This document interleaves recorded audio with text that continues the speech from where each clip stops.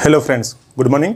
आज के इस वीडियो में बात करते हैं एक सुपर होम्योपैथिक मेडिसिन एडोनिस वर्नैलिस की। एडोनिस वर्नैलिस हार्ट के लिए सुपर मेडिसिन है।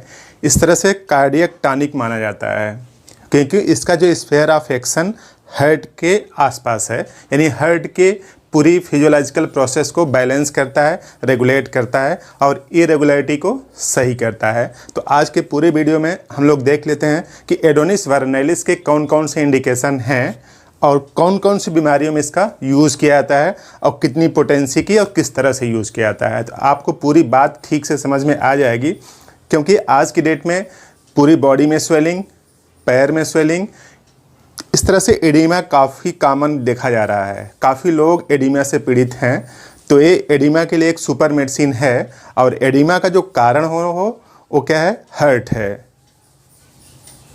तो आज के वीडियो में हार्ट से होने वाली एडिमा की बात करते हैं।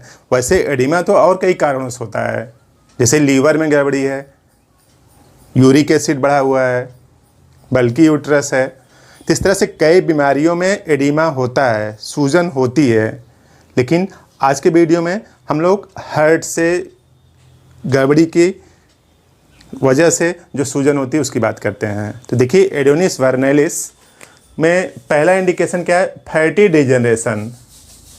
फैटी डिजनरेशन फैटी डिजनरेशन एक समस्या है जिसमें कि हार्ट की जो वाल है ना, उसमें फैट डिपॉजिट हो जाता है। तो यूँ समझ लीजिए कि जैसे ये दिख रहा है तो ये हार्ट है ना, ये जो फिगर है ये हार्ट है। तो देखिए, हार्ट की वाल जो है ना उसको बोलते हैं पेरिकार्डियम ना। तो जो हार्ट की वाल है उसको क्या बोलते हैं? पेरिकार्डियम। तो ये जो हार्ट की वाल है ना, ऐसे इसमें जब फैट डिपॉजिट हो जाता है, हार्ट की वाल में जब फैट डिपॉजिट हो जाएगा तो उसी कंडीशन को क्या बोलते हैं? Fatty degeneration. यानी fatty degeneration is the condition in which fat deposited in the wall of heart. Heart की वाल में फैट डिपॉजिट हो जाने को फैटी डिजनरेशन बोलते हैं। क्यों होता है फैटी डिजनरेशन? उसके कारण इस तरह से हैं। फैक्टर्स ऑफ फैटी डिजनरेशन में पहला है मायोकार्डाइटिस, पेरिकार्डाइटिस। देखिए, जिसमें आइटिस लगा हो, आइटिस मीन्स क्या होता है? सूजन होता है, इन्फ्लेमेशन होता है। आइटिस मीन्स इन्फ्लेमेशन, ठीक। तो देखिए, जो मायोकार्डियम है, हार्ट की वाल मायोकार्डियम, पेरिकार्डियम ना। देखिए, हार्ट की वाल को 3 पोर्शन में डिवाइड किया गया है। एक इपिकार्डियम, एंडोकार्डियम ना, और पेरिकार्डियम। इन सबको एक साथ मिला क्या बोलते हैं? मायोकार्डियम। तो मायोकार्डियम यानी हार्ट की जो वाल है, अगर उसमें इन्फ्लेमेशन हो जाए तो उसको क्या बोलते हैं? मायोकार्डाइटिस। पेरिकार्डाइटिस, इस तरह से जो हार्ट की वाल ये भी है, उसमें अगर इन्फ्लेमेशन हो जाए तो उसको क्या बोलते हैं? पेरिकार्डाइटिस। अब कोरोनरी एथेरोस्क्लेरोसिस, जो हार्ट की वाल है ना उसको भी सप्लाई करने के लिए एक आर्टरी पाई जाती है, उसी का नाम क्या है? Coronary artery. तो जो कोरोनरी आर्टरी है उसकी एथेरोस्क्लेरोसिस हो जाए, एथेरोस्क्लेरोसिस मतलब उसकी जो डायमीटर है ना, इसमें फैट डिपॉजिट हो जाए, तो फैट डिपॉजिट होने की वजह से उसका डायमीटर क्या हो जाए? कम हो जाए। तो इस तरह से जो हार्ट की वाल है ना, इसको ब्लड सर्कुलेशन क्या हो जाएगा? कम हो जाएगा। तो ये देखिए, जो हार्ट की वाल है यहाँ पे, तो इस हार्ट की वाल को भी ऑक्सीजन चाहिए, न्यूट्रिएंट चाहिए। हार्ट तो पूरे शरीर को ब्लड सप्लाई तो करता ही करता है, अपने लिए भी ब्लड सप्लाई करने के लिए एक आर्टरी रखता है। उसी आर्टरी को क्या बोलते हैं?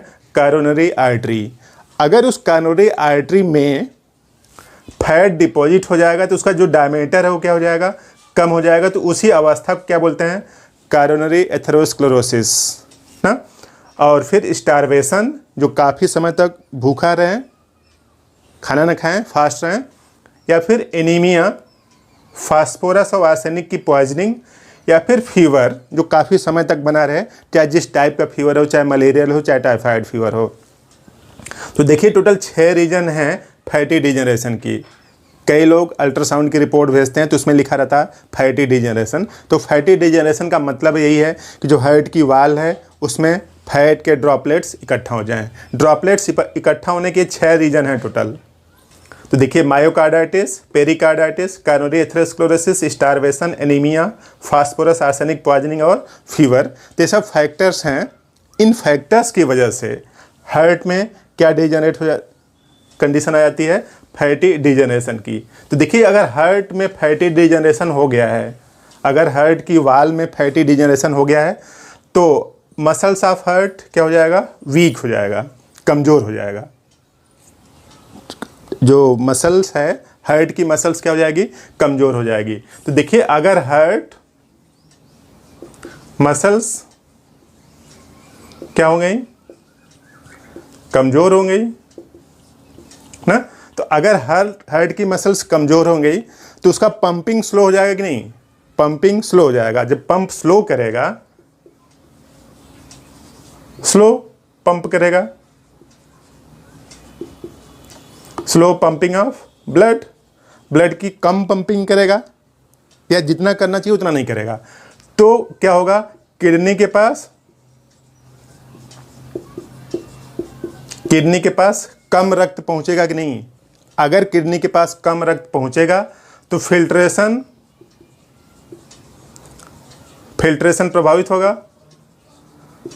ठीक है, फिल्ट्रेशन जब प्रभावित होगा तो इसीलिए देखिए लिखा है लो यूरिन आउटपुट। भाई हार्ट की जो मसल्स है वो कमज़ोर हुई तो पंपिंग ब्लड की क्या होगी, थोड़ी सी स्लो हो जाएगी। तो किडनी के पास जो रक्त पहुंचता है वो थोड़ा सा कम होगा, तो किडनी फिल्टर कम करेगी। जब फिल्ट्रेशन कम होगा तो यूरिन आउटपुट क्या हो जाएगा, कम हो जाएगा। अगर यूरिन आउटपुट कम हुआ, भाई जितना आप पानी पी रहे हैं ना, जितना आप पानी पी रहे हैं, मान लीजिए 100 ml पिया, ठीक, तो 100 ml में से कुछ यूरिन निकलना चाहिए। मान लीजिए बायोलॉजिकल प्रोसेस में 10 ml यूज हो गया तो 90 ml क्या होना चाहिए, निकलना चाहिए। 90 ml यूरिन आउटपुट होना चाहिए, लेकिन 90 ml से क्या होगा, कम हो गया। मान लीजिए 80 ml ही निकला, तो जो एक्स्ट्रा 10 ml है ना वो बॉडी में इकट्ठा होगा कि नहीं।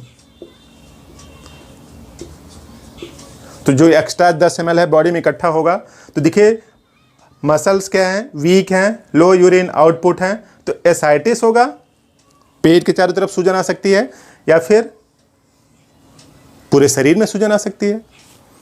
और अगर हार्ट कमज़ोर हो गया ना, तो अगर ब्लड कम पंप करेगा,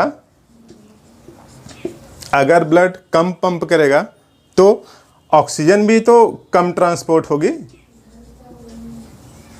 ऑक्सीजन ट्रांसपोर्ट क्या होगी, कम होगी। तब जल्दी जल्दी सांस लेने लगेगा, डिस्निया बोलते हैं उसको।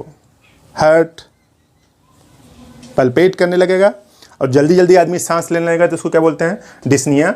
और डिस्निया अगर हो जाएगी तो थोड़ी देर क्या होगी, पल्स फास्ट हो जाएगी, थोड़ी देर पल्स फास्ट हो जाएगी। क्यों, क्योंकि वो चाहती है कि बॉडी में ऑक्सीजन बना रहे, तो थोड़ी देर फास्ट हो जाएगी, फिर अगले टाइम क्या हो जाएगा, फिर स्लो हो जाएगा। स्लो इसलिए हो जाएगा कि हार्ट की मसल्स क्या है, वीक है ना। तो इस तरह से देखिए मसल्स ऑफ हार्ट वीक, तो कमज़ोर हो जाएंगी, तो लो यूरिन आउटपुट होगा तो शरीर में सूजन आएगी, और अगर कम होगी तो बॉडी को कंपनसेट करने के लिए हार्ट बीट थोड़ी फास्ट हो जाती है, पल्पेट करने लगता है, जल्दी जल्दी सांस लेने लगता है आदमी। तो उसके बाद थोड़ी देर बाद फिर क्या हो जाएगा, स्लो हो जाएगा, यानी कभी फास्ट कभी स्लो। तो इस तरह से पूरे बॉडी में सूजन आती है। तो अब देखिए यहाँ पे क्या है कि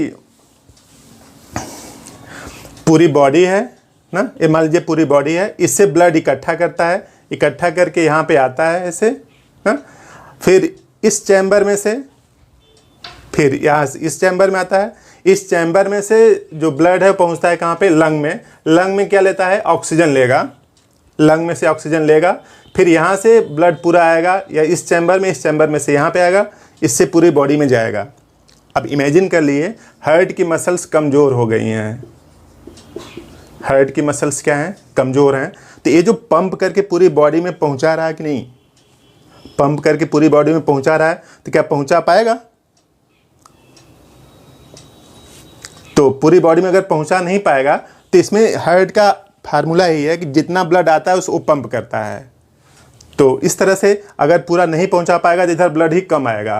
जब ब्लड कम आएगा तो जो बॉडी है ना, जो बॉडी है उसमें फ्लूइड्स इकट्ठा होने लगेंगे। जब बॉडी में फ्लूइड्स इकट्ठा होने लगेंगे तब सूजन आएगी।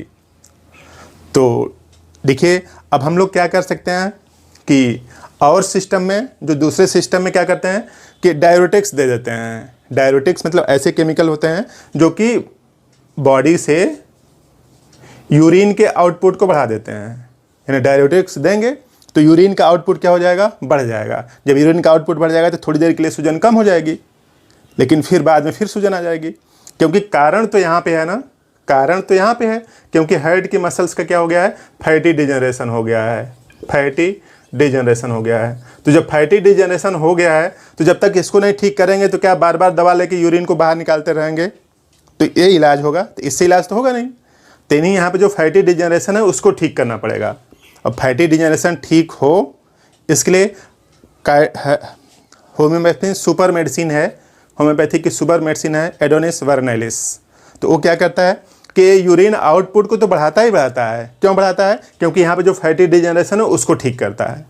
तो फैटी डिजनरेशन को ठीक करेगा, उसके लिए मेडिसिन है एडोनिस वर्नैलिस क्यू।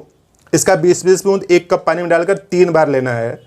एडोनिस वर्नैलिस क्यू का 20-20 बूंद 1 कप पानी में डालकर 3 बार लेना है। तो 1 महीने तक दवा लीजिए, 1 महीने तक दवा लीजिए। उसके बाद 1 हफ्ते का गैप कर दीजिए, फिर 1 महीने लीजिए, फिर 1 हफ्ते का गैप, फिर अगले 1 महीने लीजिए। तो इन 3 महीनों में ये जो फैटी डिजनरेशन की जो समस्या है उससे निजात मिल जाएगी। तो देखिए, समस्या को इस तरह से नहीं ट्रीट करना है कि जो रिजल्ट है उसको हटा देना है। तो फैटी डिजनरेशन का जो रिजल्ट है वो क्या है, सूजन है। बॉडी में सूजन आई तो डाययूरेटिक्स देके, डाययूरेटिक्स मतलब ऐसे केमिकल होते हैं जो यूरिन के आउटपुट को बढ़ा देते हैं। यूरिन के आउटपुट को बढ़ा देंगे तो सूजन तो कम हो जाएगी, लेकिन जहाँ पे जिस वजह से सूजन थी वो क्या था, फैटी डिजनरेशन, उसका कुछ हुआ नहीं। तो सूजन बार बार बनी रहेगी। तो बार बार बनी रहेगी तो उसके प्रॉपर इलाज के लिए जो रूट काज है उसके इलाज की बात की जाती है। तो इस तरह से एडोनिस वर्नैलिस आपको लगातार नहीं लेना है। 1 महीने लीजिए, फिर 1 हफ्ते का गैप, फिर अगले महीने 1 महीने, फिर 1 हफ्ते का गैप। 3 महीने में लगभग फैटी डिजनरेशन जो समस्या है उससे निजात मिल जाएगी। तो इसी तरीके के और वीडियो पाने के लिए प्लीज़ इसको सब्सक्राइब करें चैनल को, अगर अभी तक आपने नहीं किया है, और इसको लाइक करें और फ्रेंड्स को शेयर भी करें। जैसे हमने आपसे शेयर किया, अब आपकी रिस्पॉन्सिबिलिटी है कि आप दूसरों से शेयर करिए। इस तरह से हम लोग जानकारी बढ़ा के बीमार होने की संभावना को कम कर सकते हैं।